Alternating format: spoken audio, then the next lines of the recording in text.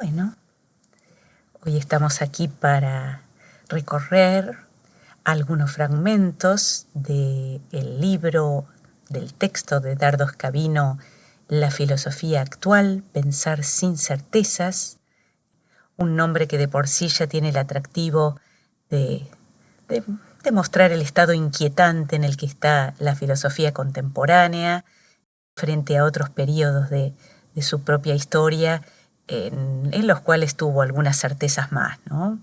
Pero quizás es una muestra de que hay una cierta maduración. Cuando uno está demasiado seguro y se vuelve dogmático, quizás no es buena señal, mientras que si mantiene cierto estado de escepticismo, de duda, de revisión, de pensamiento crítico sobre su propia trayectoria y su propio camino y hacia dónde va, tratándose de la filosofía parecería que es incluso lo ideal, ¿no?, que ocurra, un pensar sin certezas.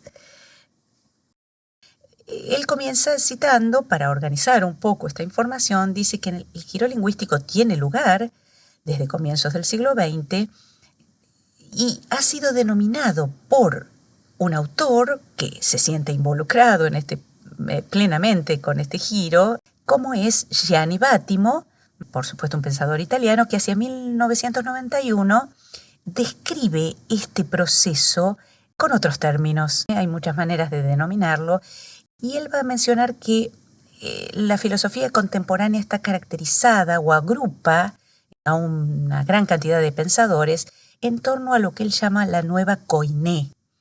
Koiné es una palabra griega que significa común. Entonces, ¿en qué sentido nueva koiné? En el sentido de nueva lengua común. ¿Y en qué sentido es giro? Como recordaremos, uno usa la expresión, por ejemplo, giro copernicano, para mencionar un cambio radical que hubo en la astronomía debido a Copérnico cuando él se atrevió, ¿verdad?, en función de sus cálculos, a sostener muy firmemente que no era la Tierra el centro del universo, o por lo menos del sistema solar, sino el Sol, lo que fue conocido como la teoría heliocéntrica.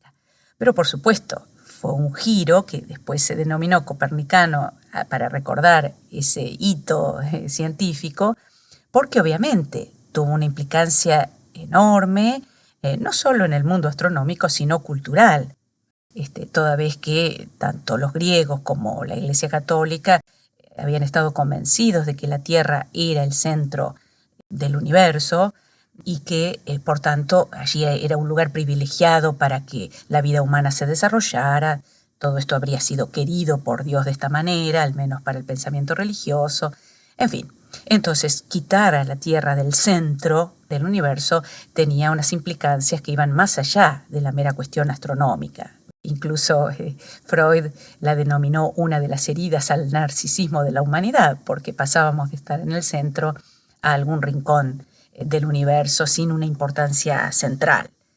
Entonces, de alguna forma, aquí estaríamos ante un suceso para el mundo filosófico en cierta forma equivalente, una verdadera revolución, en la medida en que, si se fijan, ¿qué había sido lo característico de la cultura occidental y, por supuesto, surgido en gran medida de la filosofía? Lo que se ha dado en llamar la concepción metafísica tradicional.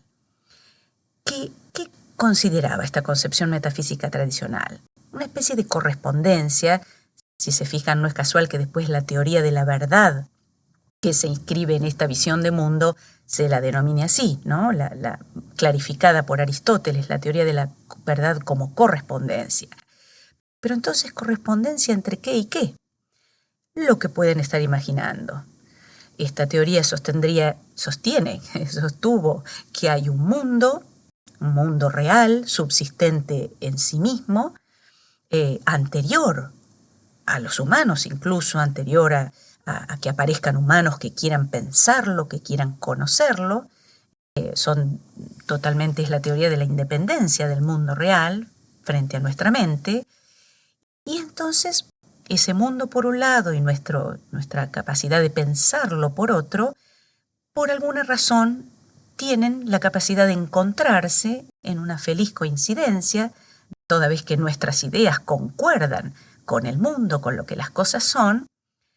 Y entonces esta feliz coincidencia se daría antes de que después los humanos, al desarrollar el lenguaje, la pusieran en palabras y realizaran una nominación lingüística. Y entonces los árboles que pueden haber estado por siglos, de pronto los humanos le dan la etiqueta, el nombre de árbol. Tanto objetos como hechos más complejos serían susceptibles de ser descritos por un lenguaje que refleja cómo pensamos nosotros el mundo, pero que tiene que tener una coincidencia, un isomorfismo, debe darse entre lo que decimos y lo que las cosas son. Cuando esta feliz coincidencia ocurre, decimos que estamos sosteniendo una verdad. Si decimos, en este momento está lloviendo, miramos por la ventana y llueve, nuestro lenguaje refleja lo que estamos pensando y lo que estamos pensando coincide con lo que está ocurriendo en el mundo real.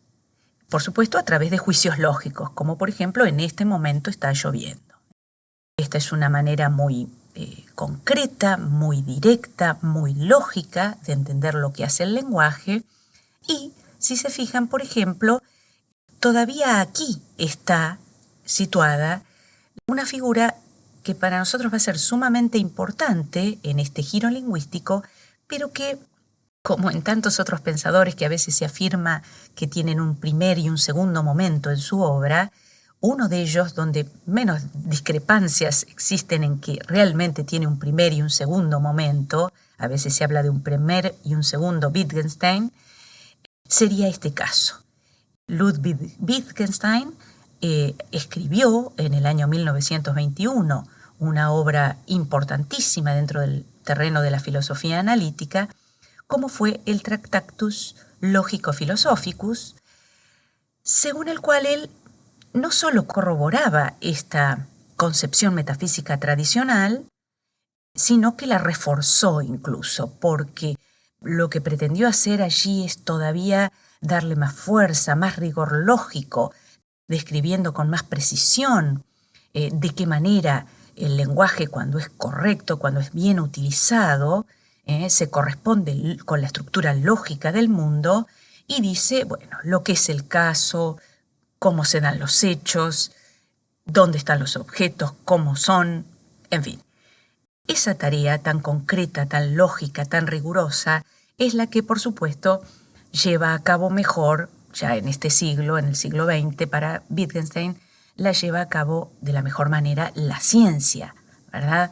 Entonces, todo lo que no fuera un discurso de ese tipo, riguroso, lógico, exigente, con relación uno a uno con la realidad, con los hechos, con los objetos, todo lo que quedara por fuera, en realidad para Wittgenstein era un territorio del cual tal vez mejor sería no hablar, porque el lenguaje allí se extraviaría hablando, aludiendo a situaciones que en rigor no tienen este sentido lógico, riguroso, empírico, tal como el que la ciencia maneja.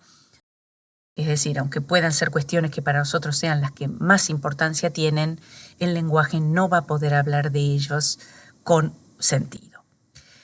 Entonces, bueno, va a decir el lenguaje y el mundo son coextensivos, es decir, ¿qué se puede decir con sentido? Se puede decir con sentido todo lo que dice aproximadamente la ciencia o cualquier lenguaje con base empírica que se refiera realmente a la realidad observable.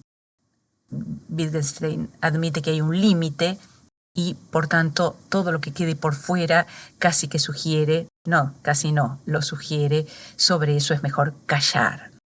Le da el nombre de lo místico y allí queda como para vivenciarlo en todo caso, pero no llevarlo a palabras porque nos extraviaríamos, como de hecho para Wittgenstein ha ocurrido con toda la historia de la filosofía, toda vez que alude a estas entidades y a estas realidades que nadie puede percibir.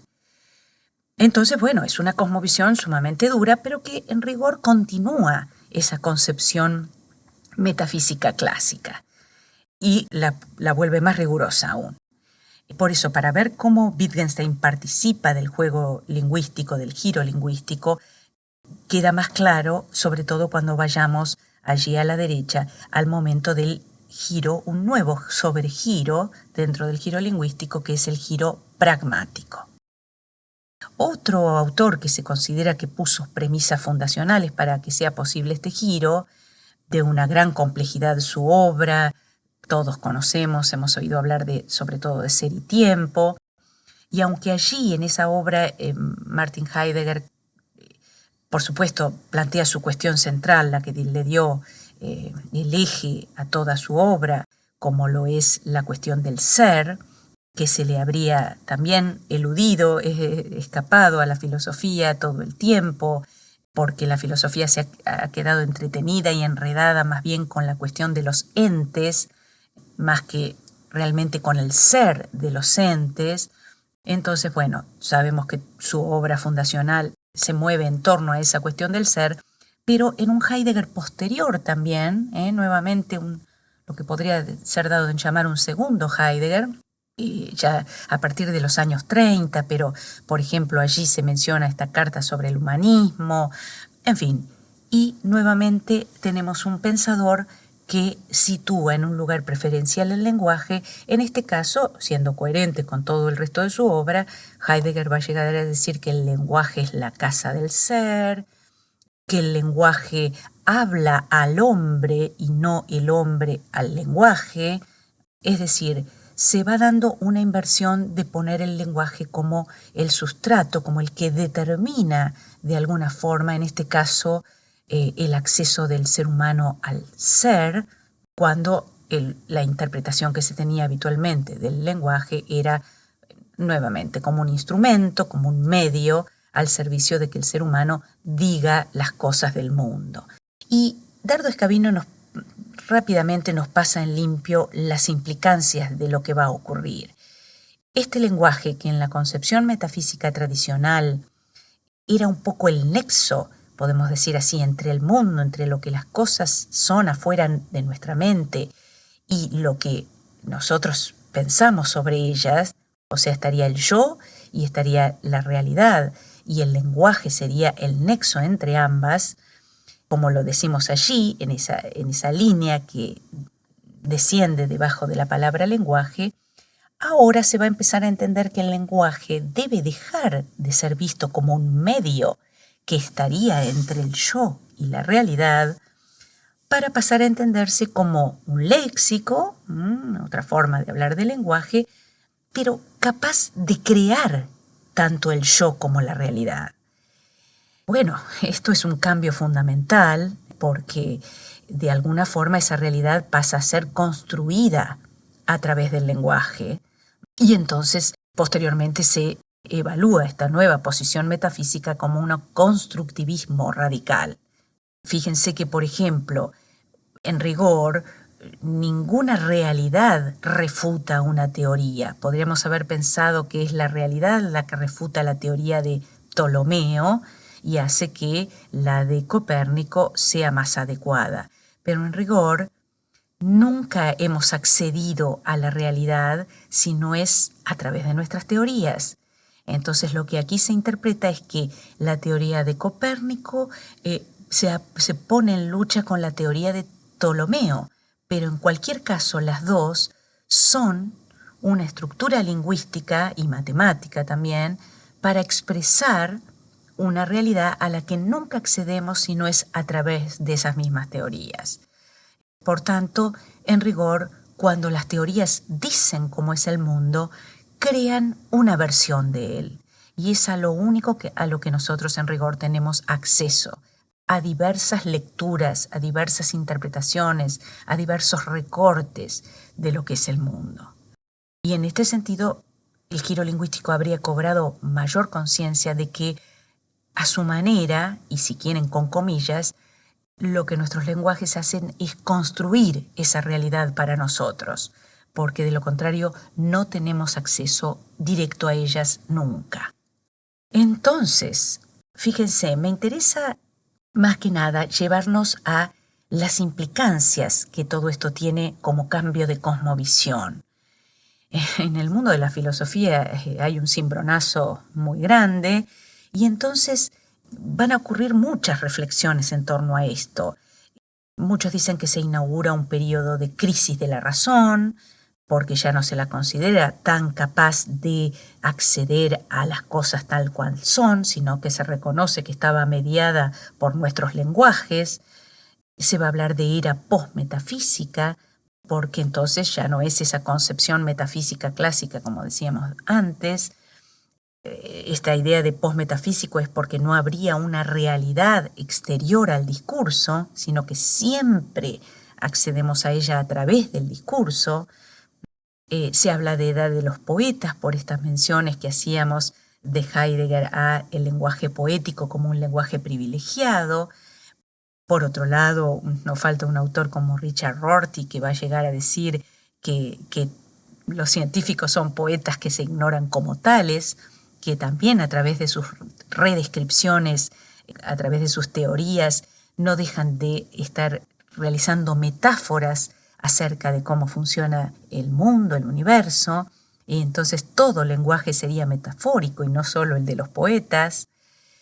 Se habla del triunfo del nihilismo en el sentido de que nihil en latín significa nada, y este constructivismo radical pasa a interpretar que nada hay, por lo menos que podamos nosotros acceder, a lo que podamos acceder, debajo de las interpretaciones. Siempre la primera versión que podamos haber dado del mundo es ya una interpretación. Es muy habitual aquí citar, cada vez que se utiliza la palabra interpretación, a Nietzsche, quien tiene ese célebre pasaje que dice, yo diría no, precisamente no hay hechos, solo interpretaciones. También la primera vez fue una interpretación, y en todo caso se trata de una lucha de interpretaciones. Una va superando a otras, por distintas razones las vamos considerando mejor, y una va suplantando a la que sigue, o a la anterior, mejor dicho. Y entonces todo este clima de ideas también tiene que volverse crítico de lo que fue el pasado. Fíjense, si volvemos a la concepción metafísica originaria, allí teníamos una llamada que nos remitía a Platón. ¿Por qué Platón? Porque Platón, primero que es el paradigma por excelencia del filósofo, y ¿qué ocurría en la obra de Platón? Bueno, si algo lo caracterizó a Platón fue considerarse un buscador del verdadero saber. Toda su obra muestra esa búsqueda paradigmática del filósofo por el verdadero saber, al que los griegos llamaban episteme, por oposición a doxa, a la opinión. Entonces, para Platón, ese verdadero saber era el que había que buscar denodadamente, era el propio de la tarea filosófica, pero después la razón científica hereda ese mandato. Allí ponemos en latín porque se considera que la razón científica, así pura y dura, muy ligada a la matemática, como en Descartes, es mejor mencionada bajo la ratio latina. Y entonces, ese Platón que por el lado cognitivo buscaba el verdadero saber, esta búsqueda la vinculó muy profundamente a su filosofía política. ¿Por qué? Porque, tal como lo leen los pensadores del Giro, Platón habría buscado la única descripción correcta. La verdad tenía que ser una, recordemos. El rompecabezas de cómo funciona el mundo tenía que ser unívoco, no podían haber múltiples interpretaciones. Ese verdadero saber, cuando es la verdad con mayúscula y todo tiene que encastrar como las piezas de un rompecabezas. Y a su vez, quien poseyera por lo menos los principios de todo ese saber, tendría entonces lo que Rorty llama la única descripción correcta, y eso lo justificaba para ser luego quien gobierne la polis, nada menos. El saber le garantizaba tener el derecho a tener el poder. ¿Por qué? Porque se presentaba ante la comunidad como el más sabio. ¿Y quién debería gobernar? Por lo menos es desde la óptica de Platón, sino el más sabio. Así como cuando el cuerpo tiene algún problema de salud, le atribuimos el resolverlos al médico, en este caso Platón pensaba que el rey filósofo debía ser el médico de su comunidad y por tanto tenía el derecho y la obligación moral incluso de detentar el poder.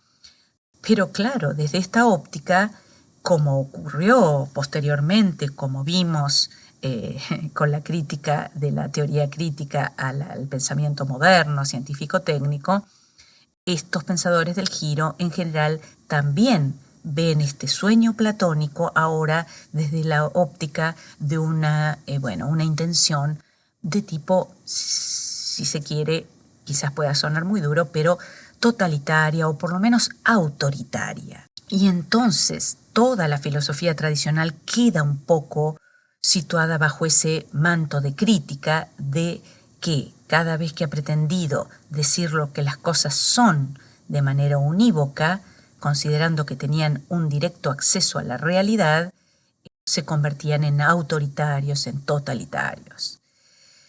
Por el contrario, entonces, ¿qué va a decir esta crítica propia del giro lingüístico a esa filosofía tradicional de inspiración platónica y después científico-técnica? Bueno, se va a pasar a criticar la idea de la posibilidad para los seres humanos de alcanzar una verdad objetiva en favor de ¿qué? Como venimos diciendo, de las interpretaciones múltiples, de una a muchas o a varias, ¿no? Después, por supuesto, queda en el aire la cuestión no menor de distinguir cuáles serían unas mejores interpretaciones que otras. Ese es un gran tema para la hermenéutica, ¿no? Discriminar entre interpretaciones, pero en principio ya es un giro gigantesco de entender que la verdad es una y objetiva a entender que son lecturas humanas, demasiado humanas, y que van a coexistir con múltiples versiones y que después hay que dirimir por medio del diálogo, de la discusión, de teorías que enfrentan otras teorías, cuál en todo caso, por el momento, provisionalmente, puede ser entendida como la mejor o la que persuada a la mayoría. En política, bueno, obviamente todo esto va a quedar ligado a la actitud totalitaria y se va a cuestionar todo tipo de totalitarismo político o de autoritarismo en favor de las democracias consensuales. Y, por supuesto, no olvidamos que en la caverna, en la alegoría de la caverna de Platón, el punto máximo era buscar esa idea de bien, que por supuesto era un bien metafísico, pero también moral, también ético. Y entonces en terreno ético y de filosofía política se va a cuestionar esa idea única de bien en favor de la pluralidad de formas de vida y criterios éticos. Fíjense que no es menor, aquí hay una gran conexión con lo que veíamos ante la discusión de la Ilustración con el romanticismo. De alguna forma, la filosofía implícita en el romanticismo, al sugerir pluralidad de voces y de criterios y de culturas y de formas de vida frente a esa mirada unívoca que podría haber tenido la utopía de Occidente, que está en la Ilustración, pero estaba también, como vemos, en los clásicos, ahí nos queda claro cómo ya fue caja de resonancia el romanticismo de algunas ideas que el giro lingüístico va a revalorizar, como estamos viendo. Entonces, eso sería como crítica. Por supuesto que de esa crítica a lo anterior nos lleva a reconocer una vez más la finitud humana, ya que todo ser humano está inscripto, otra vez la idea romántica, en una cultura, en una historia, en una comunidad, en una tradición que no se puede desatender y que por supuesto va a dar lugar a multiplicidad, a pluralidades. Y entonces por supuesto que esto lleva también a un cuestionamiento de la filosofía hacia sí misma, y este autor, Dardo Escavino, le dedica un momento a decir, bueno, pero entonces, ¿qué es la filosofía? ¿Un mero género retórico? ¿No es más que sofística? ¿Se trata de mera persuasión? Tal como sostenían en el fondo justamente los sofistas, que en la historia de la filosofía quedaron siempre situados del lado de quienes de alguna forma no eran el tipo de filósofo que la tradición filosófica exaltó, mientras que quedaban del lado de la filosofía bien realizada figuras como las de Sócrates, Platón, Aristóteles, que se suponía que sí buscaban esa verdad con mayúscula. Entonces es como que ahora se estaría valorizando a lo que en la vieja tradición quedaba como en cuestión. Y otra gran cuestión es, ¿qué es la verdad? ¿Cuál es el estatus de la verdad? Si ya no es la verdad como correspondencia, se reduce a meras interpretaciones, por contraste siempre con las más originarias, con las anteriores, pero siempre se trataría no tanto de una confrontación del lenguaje y nuestro pensamiento con lo que las cosas son, sino con otra interpretación previa. Nunca tocamos tierra. Bueno, esa parece ser la nueva interpretación de la verdad para el giro lingüístico. Y ahora sí, entonces podemos trasladarnos hacia el lado derecho del mapa, donde, como ven, les puse en negrita con la misma relevancia con la que está giro lingüístico, con la que está lenguaje, nueva koiné, concepción metafísica, este momento de sobregiro a su vez dentro del giro lingüístico, como lo es el giro pragmático, hablar de giro pragmático. Y aquí sí que Wittgenstein nos resulta revolucionario y muy importante, y va a tener muchas repercusiones esto para el siglo XX y XXI. ¿Por qué? Porque hacia los años 30 más o menos Wittgenstein va a comenzar a replantearse su primera teoría, la del Tractatus Logico-Philosophicus. En esa teoría él prácticamente sostenía que la única función del lenguaje seriamente considerada era la función informativa, denotativa sobre el mundo real. Por eso la ciencia era el mejor lenguaje, el que podía hablar con más fundamento, y el resto de las cuestiones filosóficas prácticamente carecían de sentido al no tener un referente concreto y debían ser calladas, en todo caso vividas místicamente, pero no argumentadas con el lenguaje. Este nuevo Wittgenstein cambia muchísimo su cosmovisión y empieza a considerar que, más que la función informativa o denotativa, el significado de los términos utilizados en el lenguaje estaba conectado a su uso cotidiano, en el lenguaje ordinario, no el lenguaje ese extremadamente lógico de la ciencia, sino el ordinario, y por tanto tenía que ver este significado de los términos, estaba totalmente conectado con el uso que los hablantes hacen en el uso cotidiano, es decir, en la función que se va a empezar a denominar performativa, que nuevamente significa que el significado de una palabra o proposición depende de cómo se la usa en lo que Wittgenstein va a llamar los diversos juegos del lenguaje. Juegos que no son solo el idioma de un país, por ejemplo, sino más bien son plurales dentro incluso de una misma comunidad en función de las subcomunidades que lo pueden estar utilizando en cada momento. Por decir alguna manera sencilla de visualizarlos, habría un juego del lenguaje jurídico, un juego del lenguaje religioso, por ejemplo, del culto, de cuando se realizan los diversos sacramentos, por ejemplo, en la religión católica, juegos del lenguaje del mundo pedagógico y docente, del mundo de la medicina. ¿Ven? Allí tenemos expertos, tenemos gente que diariamente maneja ese juego del lenguaje concreto, y donde la terminología que es usada allí se usa con determinadas reglas, por tanto el ego, el que viene de afuera de ese lenguaje, no las maneja, no entiende cómo son usados los conceptos. A veces una palabra utilizada en un juego del lenguaje cobra otro sentido fuera de ellos, porque, por ejemplo, si nosotros tenemos el concepto de psicosis o de psicótico en la psicología y que tiene una referencia muy seria y muy técnica, ¿verdad? Cuando en la calle podemos insultar a alguien usando la palabra sos un psicótico, no lo estamos usando con esa precisión, sino que estamos haciendo un uso distinto, no para definir en términos de médico-paciente o una patología, sino lo estamos usando para insultar. Entonces, ahí vamos viendo que una misma palabra, en función del uso que se está haciendo de ella, pertinente dentro de un juego del lenguaje o por fuera para usarlo con otro sentido, nos va mostrando que se trata de actividades sociales, de formas de vida que hacen que las palabras cambien su significación en función de cosas que hacemos con el lenguaje todo el tiempo. Ya no solo se trataría de informar, sino que a veces las usamos para insultar, a veces hablamos y hacemos declaraciones, a veces prometemos, a veces interrogamos, a veces rezamos, a veces emitimos órdenes.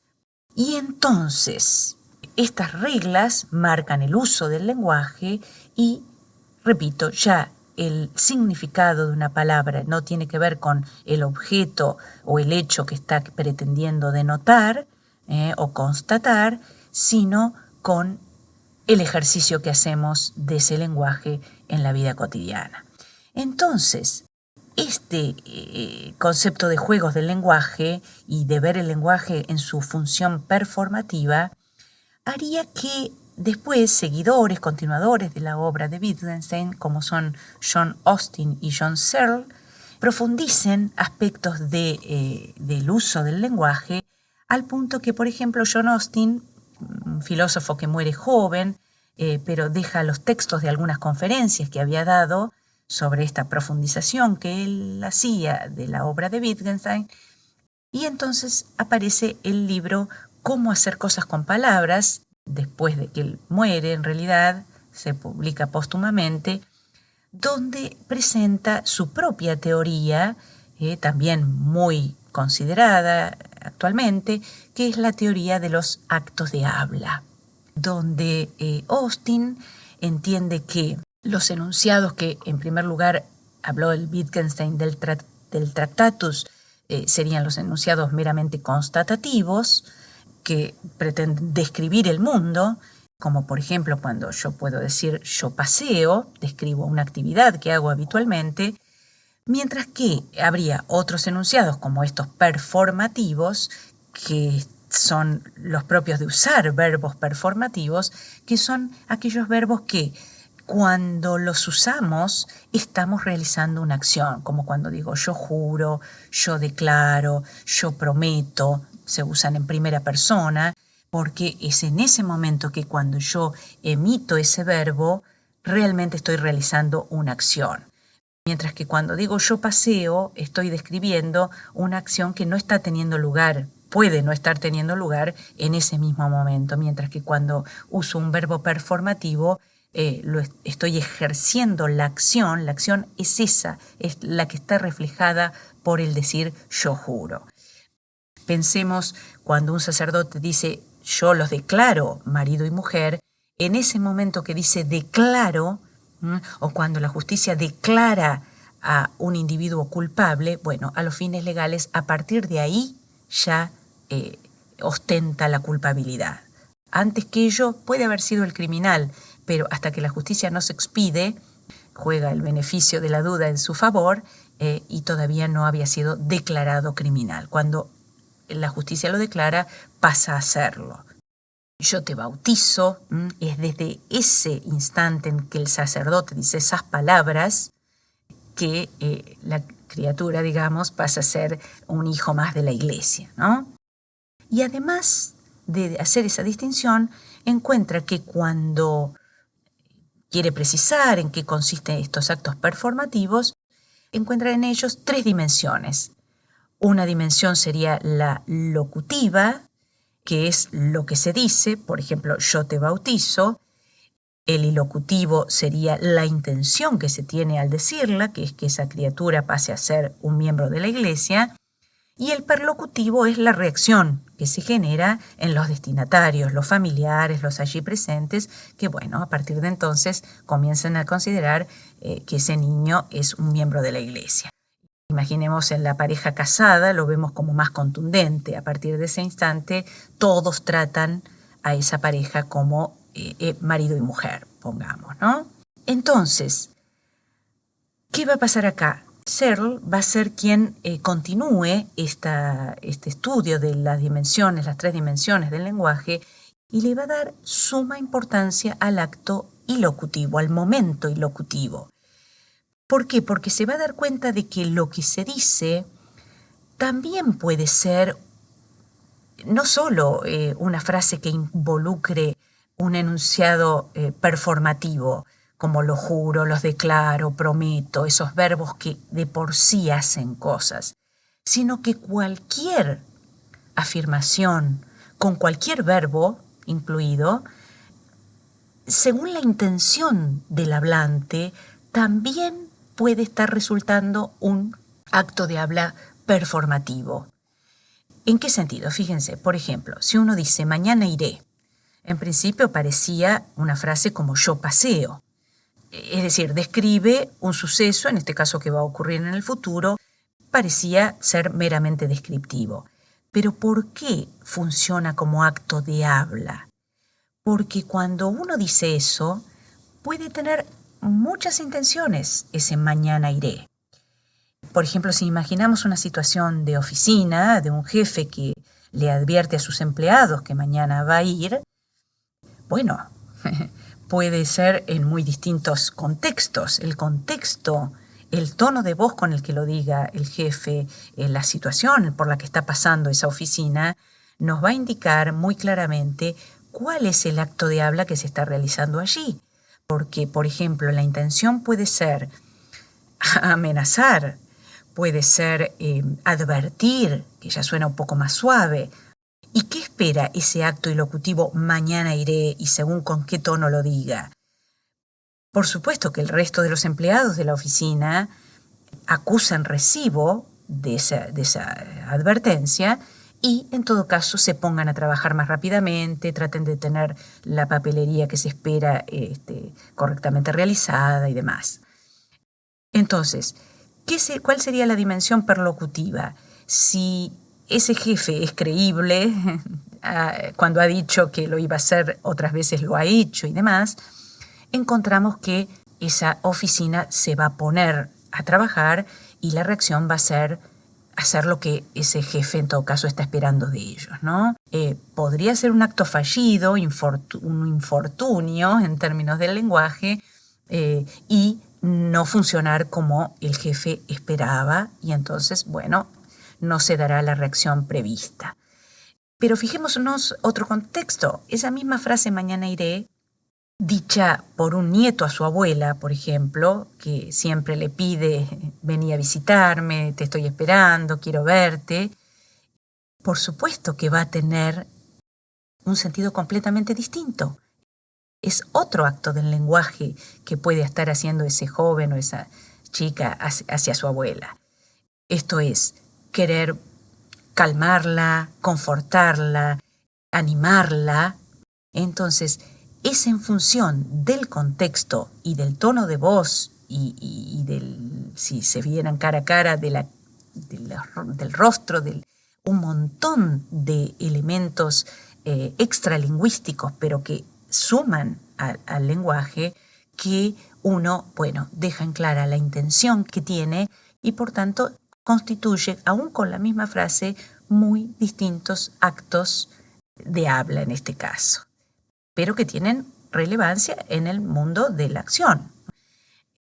Por eso es que, por ejemplo, no faltan autores contemporáneos que hayan considerado que en la crianza infantil, por ejemplo, en la crianza de los niños, ese uso del lenguaje, ese uso ilocutivo del lenguaje, la intención que hay detrás de lo que se dice, es sumamente relevante en la constitución de la personalidad, en el sentido de que muchas veces, directa o indirectamente, se utilizan afirmaciones que terminan constituyéndose en actos del lenguaje y que por tanto terminan dando forma a la crianza de nuestros hijos. Pensemos, por ejemplo, cuando de manera aparentemente inocente ante una criatura que está llorando, un niño varón, el padre le dice, los hombres no lloran. Es indudable que de manera un tanto indirecta se le está diciendo muchas cosas a la vez. vos naciste hombre, naciste de género masculino, incluso se da por sentado que son una unidad, el sexo de varón con el género, y se le insta a que debe reforzar esa masculinidad y que esa masculinidad, una de las maneras de manifestarse es que los hombres son menos sensibles, que no muestran sus debilidades y que por tanto no lloran. Todo eso hacemos cotidianamente con frases aparentemente inocentes que a veces repetimos sin reflexionar porque están en el saber popular, están en el decir cotidiano y que van marcando personalidades con lo positivo y lo negativo que eso pueda tener en la constitución psicológica de nuestros chicos, ¿no? Y tal vez es por eso también que un tema tan relevante contemporáneo como lo es el del lenguaje inclusivo, en el que aparentemente a veces se trata de un mero cambio de letra, si la O y la A del género masculino y femenino van a ser reemplazadas por la E. Bueno, quizás estos autores nos dirían, no se trata en este caso de un cambio fácil de hacer o tan fácil como que la RAE un día diga tal palabra va a tener o va a dejar de tener tilde de aquí en más. Es un cambio que tiene que ver con la estructura profunda del lenguaje, por ejemplo en el caso del español, que se ha ido gestando con sus reglas del masculino y del femenino durante siglos y que aun cuando tenga enorme relevancia que ese cambio se produzca, para todos aquellos que pensamos que de verdad la cuestión del género se ha complejizado enormemente y ya ni siquiera cabe hablar de dos géneros, no va a ser tan fácil que por el reemplazo de una letra la mentalidad cambie. Por supuesto que después va a terminar colaborando, porque esto sí que es un círculo virtuoso o vicioso, pero el punto de comienzo tal vez no sea precisamente el cambio de letra, por ejemplo, sino el cambio de prácticas sociales desde los tiempos más tempranos de la crianza de un niño y una niña. Es decir, si bien es aparentemente muy correcto querer reflejar en el lenguaje una nueva mentalidad, una nueva sensibilidad con respecto a estas cuestiones de género, tal vez pretender que toda la ciudadanía, inclusive gente mayor, admita ese cambio prácticamente de un día para el otro, no es fácil que eso ocurra, ¿no? No es fácil que eso ocurra y habrá que tener más paciencia y sembrar de otra manera en la educación esas nuevas convicciones para que luego el lenguaje lo refleje, ¿no? O tal vez sea una cuestión de por ambas líneas. Eso es lo que se está discutiendo hoy ante un tema tan profundo y tan serio como el de la mentalidad inclusiva de género. Bueno, creo que con eso más o menos lo esencial está. Por supuesto, estas obras tan importantes que apenas se han mencionado al pasar, las pondré en la bibliografía para una mayor profundización de lo que ellas nos han querido decir.